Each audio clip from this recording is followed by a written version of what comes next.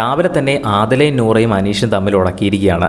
Aneesh store റൂമിൽ എന്ത് തന്നെ വന്നാലും ക്യാപ്റ്റൻ അല്ലെങ്കിൽ പോലും ആദ്യം ചെന്ന് ഓടിയെടുത്ത് അത് എന്താണോ അവിടെ വെച്ചിരിക്കുന്നത്, അത് ആർക്കാണോ കൊടുക്കാനുള്ളത് അവർക്ക് കൊണ്ട് കൊടുക്കും. ഇന്നിപ്പോൾ നൂറയ്ക്ക് ഒരു മെഡിസിൻ ബിഗ് ബോസ് സ്റ്റോർ റൂമിൽ വെച്ചിരുന്നു. അത് ആദ്യം ഓടി ചെന്ന് എടുക്കുന്നത് അനീഷാണ്.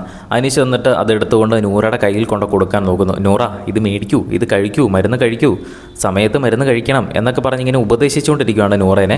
അത് ആദിലയ്ക്ക് നൂറയ്ക്കും ഒട്ടും അങ്ങോട്ട് ഇഷ്ടപ്പെടുന്നില്ല. ആദിലയും നൂറയും പറയുന്നത് ഇങ്ങനെയാണ്: നിങ്ങൾ ഇന്നലെ മുഖത്ത് നോക്കി ഞങ്ങളുടെ അടുത്ത് പറഞ്ഞതല്ലേ ഞങ്ങളെ ഇഷ്ടമല്ല എന്ന്, പിന്നെ എന്തിനാണ് ഞങ്ങൾക്ക് മെഡിസിനൊക്കെ എടുത്തു തരുന്നത്? നിങ്ങൾ വലിയ മൂത്താപ്പാടെ റോള് കളിക്കാൻ വരുമെന്ന് വേണ്ട. നിങ്ങൾ നൂറയുടെ ചേട്ടനൊന്നും അല്ലല്ലോ, അവിടെ വെച്ചിട്ടങ്ങ് പൊക്കോ, മരുന്ന് അവിടെ വെച്ചിട്ട് പൊക്കോ എന്ന് പറയുന്നു. പക്ഷേ അനീഷ് അതൊന്നും കൂട്ടാക്കുന്നില്ല. അനീഷ്, നൂറ കൈ നീട്ടൂ, വലത്തെ കൈ നീട്ടൂ, വലത്തെ കൈയിലേക്ക് ഞാൻ തരാം എന്നൊക്കെയാണ് അനീഷ് പറയുന്നത്. അപ്പോൾ അതിൽ അവിടെ നിന്ന് വേറെ ഇതൊക്കെ അടിക്കുന്നു. വലത്തെ കൈയിലേക്ക് മേടിക്കുന്നത് എന്താ, കൈ നീട്ടോ എന്നൊക്കെ ചോദിച്ച് കുറേ ഡയലോഗ് തിരിച്ചടിക്കുന്നുണ്ട്. അവസാനം ഇവർ പൊറുതി മുട്ടിയിട്ട് നൂറയും ആദിലയും കൂടെ ഒനിലിൻ്റെ അടുത്ത് കംപ്ലയിൻറ്റ് ചെയ്യുന്നുണ്ട്. ഒരു ക്യാപ്റ്റൻ, നിങ്ങൾ എന്തെങ്കിലുമൊക്കെ സ്റ്റോർ റൂമിൽ വന്നു കഴിഞ്ഞാൽ നിങ്ങളാണ് എടുത്തു തരേണ്ടത്, അല്ലാണ്ട് അനീഷല്ല. അനീഷ് എന്തിനാണ് എപ്പോഴും ഈ സ്റ്റോർ റൂമിൽ എന്തെങ്കിലും വന്നാൽ ഓടിച്ചെന്ന് അങ്ങോട്ട് പോയി എടുക്കുന്നത് എന്ന് ആദില ഒനിലിൻ്റെ അടുത്തൊരു കംപ്ലയിൻറ്റ് പറയുന്നുണ്ട്.